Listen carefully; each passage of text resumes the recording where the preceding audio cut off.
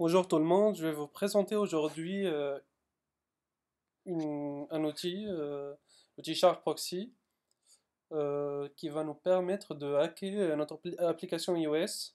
Je vais vous montrer ça sur le simulateur et à la fin, je vais vous montrer comment faire éventuellement sur le device iPhone ou iPad si vous voulez. Voilà. Voilà, voilà. On peut faire ça sur n'importe quelle autre application, n'importe quelle application iOS, même une application iOS que vous n'avez pas développée. Voilà, on peut sniffer le réseau, voir les requêtes qui ont été envoyées de notre iPhone, de notre application iPhone ou iPad vers le serveur voilà, sur Internet. Voilà. Ce qu'on va faire aujourd'hui, c'est modifier les requêtes qui ont été envoyées, c'est-à-dire rediriger les requêtes. Par exemple, au lieu d'appeler le tel web service, on appelle un autre URL. Par exemple, au lieu d'appeler NS Hipster, qui est un site internet, on appelle apple.com ou je sais pas, ou iphone.fr, n'importe quel autre site. C'est-à-dire, on va rediriger les requêtes HTTP. On va utiliser le site NS Hipster, ce site. Voilà, je vais vous montrer. C'est un site très utile pour les développeurs iOS. Voilà, il y a plein de ressources très intéressantes. C'est le site de Matt Thompson, un développeur US très connu dans le monde. Voilà, voilà. Cette présentation sera utile pour quel que soit, vous êtes un chef de projet mobile, un développeur iOS, un geek informatique, cette démo est pour vous. Voilà. Pourquoi on utilise Shark Proxy? Pourquoi on n'utilise pas par exemple Wireshark?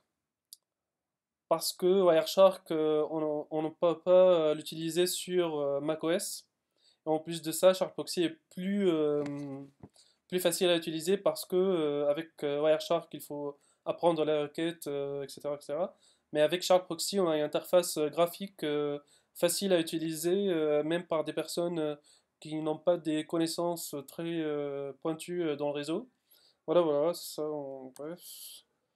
La première étape serait de installer SharkProxy. On peut le télécharger sur le site officiel du proxy. Voilà, par exemple, on est sur macOS, on clique sur macOS et on télécharge. Il faut noter aussi que on a besoin du GDK pour que Sharp Proxy marche. Je crois qu'il est basé sur Java, voilà, c'est pourquoi on doit avoir impérativement le GDK installé. De toute façon, même si on n'avait pas le GDK installé, il va détecter ça, il va nous proposer voilà, de l'installer normalement. Voilà, voilà. Euh, voilà, comme j'ai dit, il y a deux méthodes, bien simulateur ou bien le device. On va utiliser la méthode du simulateur au début. J'ai un projet que j'ai réalisé sur iPad qui est sur GitHub.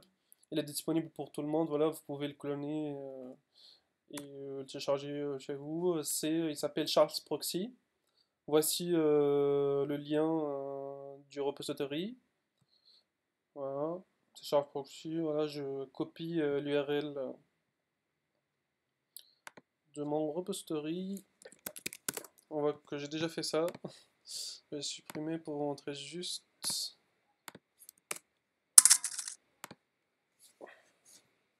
Voilà, j'ai Xcode qui me notifie. Je vais faire un git clone. Je copie le lien. Voilà, je clone mon repository. Vous pouvez aussi faire dans la zip, mais c'est pas vraiment très propre. C'est bien d'utiliser le terminal et télécharger notre projet là où on veut, au lieu de le déplacer de ces téléchargements ou autre. On ouvre le projet. Hop, il est ouvert.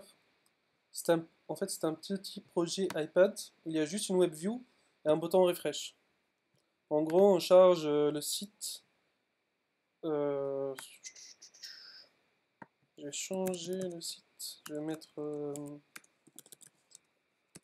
nsbookstore.com. Voilà, voilà. Voilà. Voilà, il charge le site NS Hipster. On a le bouton refresh qui permet de recharger la page encore une fois. Je l'ai mis ici pour, voilà, pour faciliter le test, comme ça on n'est pas obligé de relancer le simulateur à chaque fois, recharger l'application. Comme vous pouvez voir, derrière la moustache ici, c'est le symbole voilà, de ce site. Voilà, ça a été choisi par ma attention comme ça. Il y a un NS, et il y a NS Hipster is a journal of the overlooked, voilà, etc. On va essayer en fait de changer ce qu'il y a derrière la moustache, mettre n'importe quel autre mot, et on va modifier la réponse en mettant par exemple NS Hipster NS Hipster est une moustache. Voilà. Voilà, voilà. On commence par lancer Charles.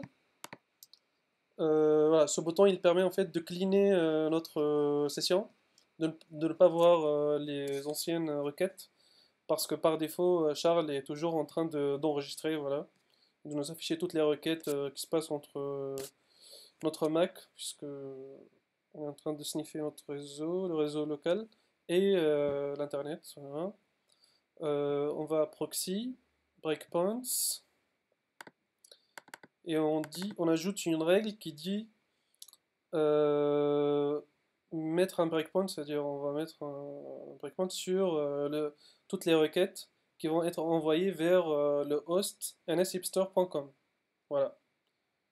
On aurait pu avoir par exemple apple.com ou le nom d'autre web service, n'importe quel autre programme. Pour le protocole, c'est HTTP. Cette vidéo, ouais, j'ai oublié de dire ça. Cette vidéo traite seulement la requête HTTP. Pour HTTPS, c'est un peu plus compliqué. Il faut installer les certificats et voilà, faire plein d'autres traitements plus spécifiques. On va faire plus simple. Ici, c'est un get, bien sûr. On n'a pu rien mettre ici. Si vous ne savez pas, on peut rien mettre. Voilà. Et on a dit met un breakpoint lorsqu'on lance la requête dans request et lorsqu'on reçoit la réponse. Voilà, dans request et réponse. Les deux sont cochés. OK. Et on voit ici que breakpoints a été ajouté. Il faut impérativement qu'elle soit ajoutée.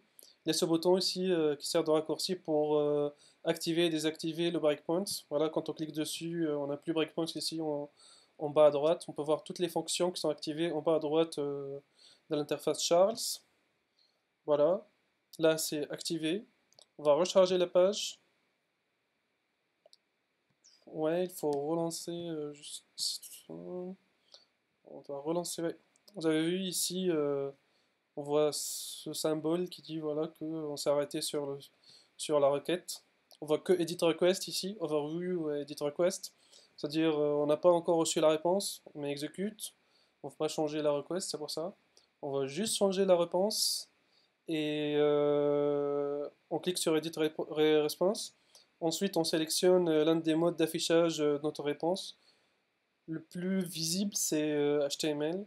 Voilà, voilà, voilà, on descend, on descend. On va voir. Ouais, NS Hipster, l'image de la moustache. Voilà, ce sont des balises HTML. Au lieu de NS, je vais mettre par exemple Dali. Dali. Et on voit que là, on a réussi à changer ce qu'il y a derrière la moustache. Si vous voulez, on fait un autre essai pour changer ce texte aussi. Hop. Voilà, il y a un petit problème, des fois il faut relancer le simulateur pour prendre en compte ce qu'on a modifié. Hop, hop. Vous voyez, on clique sur execute une fois pour passer la requête. Et ensuite, il se bloque avec la réponse. Et voilà, NS Hipster is a journal of the blablabla. Bla bla bla. On peut mettre NS Hipster est une moustache. Voilà.